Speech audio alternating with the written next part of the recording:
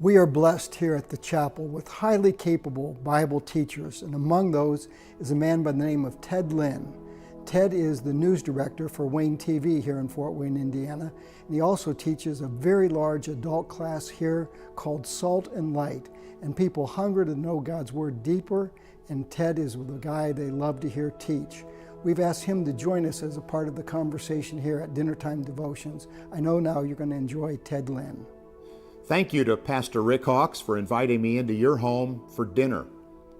The meatloaf and the green beans were delicious, and I will take whipped cream on that cherry pie. I'm Ted Lynn, and I teach the Bible at the chapel in the Beginning to an End series that started a few years ago and continued until a couple of months ago. And now we're waiting, aren't we? Stopped after March the 8th. I'm a Bible-believing Christian, husband to Kathy, father to 2 great kids, and grandfather to 5 terrific kids, all of whom live north of the border in repressed Michigan. But in addition, I am the news director at Wayne 15, and that's where I want to start tonight. News, N-E-W-S. Are you familiar with the points on a compass? Of course, you can pull that up on your phone under Utilities.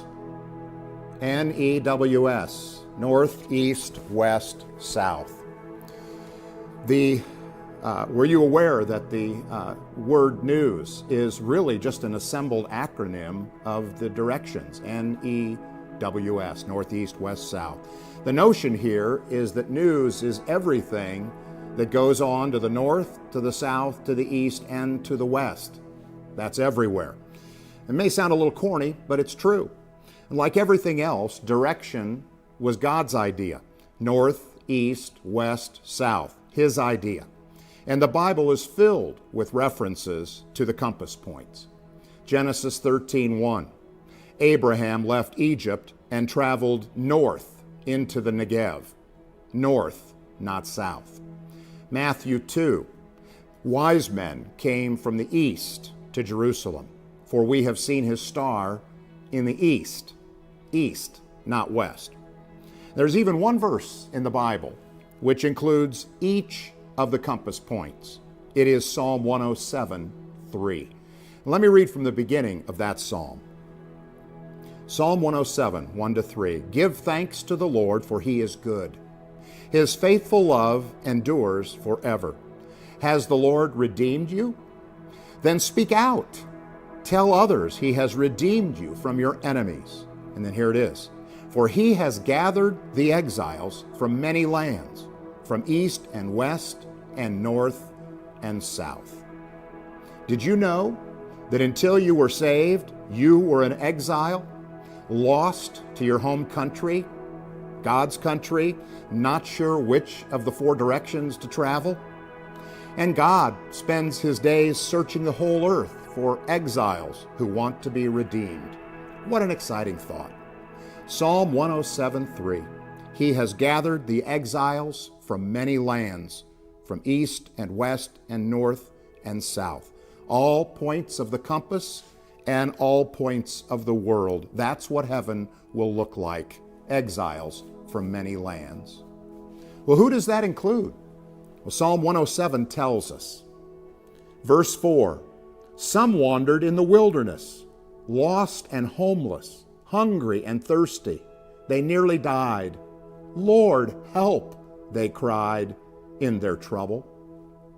Psalm 107:10, some sat in darkness and deepest gloom, imprisoned in iron chains of misery. Psalm 107:17, some were fools. They rebelled and suffered for their sins. Oh, the stories the redeemed will tell, the backstories of those who have been saved by God's marvelous grace through Christ. Oh, the story you may tell. Of course, the news theme continues throughout the Bible. What does gospel mean? Good news. The Apostle Paul was really just a newsman, just like me. Romans opens with 4 or 5 references to the good news, the gospel. Romans 1:1.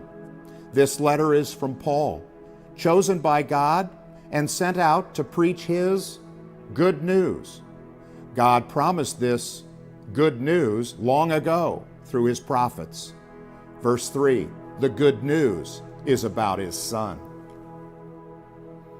Back to Psalm 107. The last verse in 107, verse 43, says, "Those who are wise will take all of this to heart." Take it to heart and take great comfort that God will go in any direction to find you. Well, I'm sure you enjoyed Ted as much as I do and a whole group of people here at the chapel. We hope that you'll join us this weekend for our services. We're beginning a brand new series talking about the end times, the return of Christ, the Great Tribulation, phrases you've probably heard about. We're really focusing in on this. How is the world going to end?